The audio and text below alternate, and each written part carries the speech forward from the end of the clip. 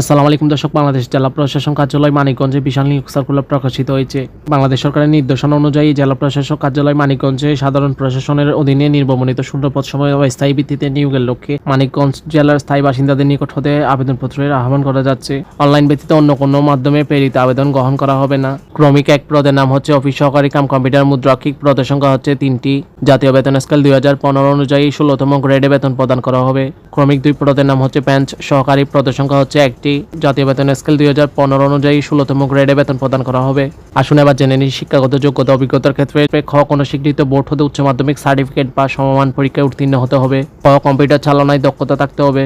আবেদন শুরুর 20 জুলাই 2025 খ্রিস্টাব্দ তারিখে প্রার্থীর বয়স ন্যূনতম 18 বছর এবং প্রার্থীর বয়স সর্বোচ্চ 32 বছর হতে হবে। অনলাইনে আবেদন শুরুর তারিখ হচ্ছে 20 জুলাই 2025 খ্রিস্টাব্দ সকাল 10টা হতে। অনলাইনে আবেদনপত্র জমাদানের শেষ তারিখ হচ্ছে 18 আগস্ট 2025 খ্রিস্টাব্দ বিকাল 5টা পর্যন্ত।